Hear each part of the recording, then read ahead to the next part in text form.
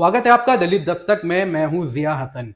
जनजातीय कार्य मंत्रालय ने पिछले महीने भारत के महापंजीयक और जनगणना आयुक्त को पत्र लिखकर आग्रह किया है कि आगामी जनगणना में अत्यंत कमजोर जनजातीय समूह की अलग से गणना की जाए। मंत्रालय ने अपने पत्र में कहा कि पीवीटीजी परिवारों और व्यक्तियों की सटीक संख्या के साथ साथ उनके जनसांख्यिकी, सांस्कृतिक और सामाजिक आर्थिक पहलुओं को दर्ज किया जाना चाहिए। मंत्रालय का मानना है कि ये जानकारी पीवीटीजी के लिए लक्षित योजनाओं जैसे प्रधानमंत्री जनजाति आदिवासी न्याय महाअभियान के प्रभावी क्रियान्वयन में मददगार होगी। अत्यंत कमजोर जनजातीय समूह अनुसूचित जनजातियों की एक विशेष उप श्रेणी है। इनमें कुछ सामान्य विशेषताएं पाई जाती हैं, जैसे जनसंख्या में गिरावट या स्थिरता, भौगोलिक रूप से अलग थलग रहना, कृषि पूर्व जीवन शैली और शिकार, आर्थिक रूप से पिछड़ापन और साक्षरता का बेहद निचला स्तर। यह श्रेणी 1960 से 61 में गठित देबार आयोग की सिफारिशों पर बनी थी। आयोग के अध्यक्ष और तत्कालीन सांसद यूएन देबान ने राज्य सरकारों के साथ मिलकर अनुसूचित जनजातियों की सामाजिक आर्थिक स्थिति का अध्ययन किया था।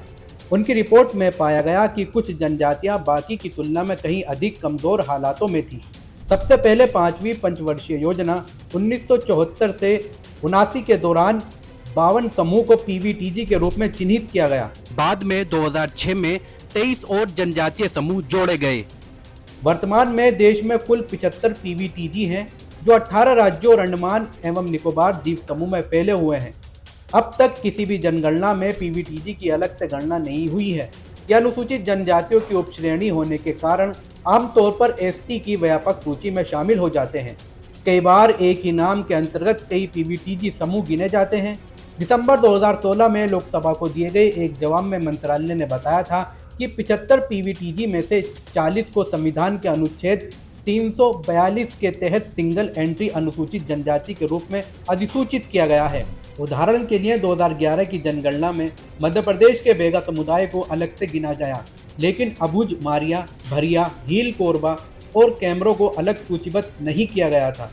बाद में 2013 में संसद के कानून के माध्यम से अबुझ मारिया और हील कोरबा को छत्तीसगढ़ की एसटी सूची में जोड़ा गया।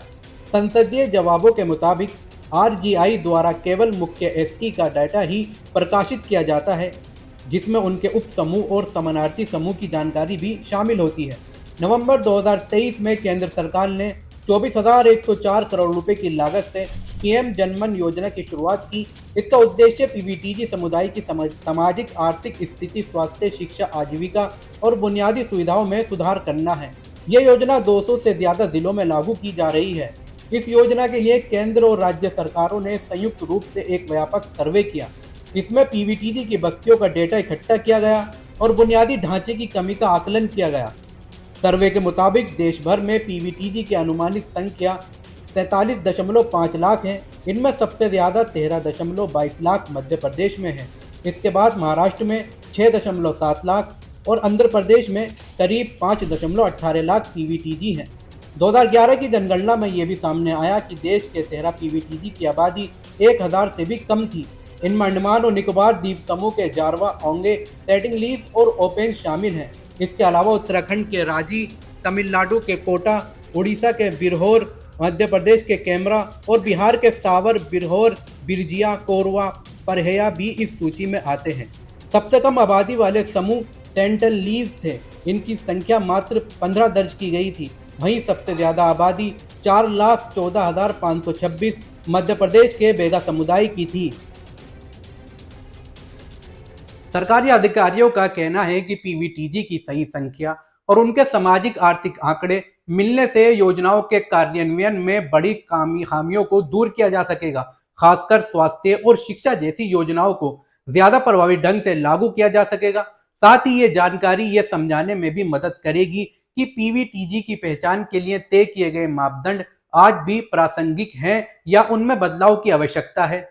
ये कदम न केवल जनजातीय समूह की वास्तविक स्थिति को उजागर करेगा, बल्कि उन्हें मुख्यधारा में लाने और उनकी जीवन स्थितियों में सुधार की दिशा में सरकार को ठोस रणनीति बनाने में भी मदद करेगा।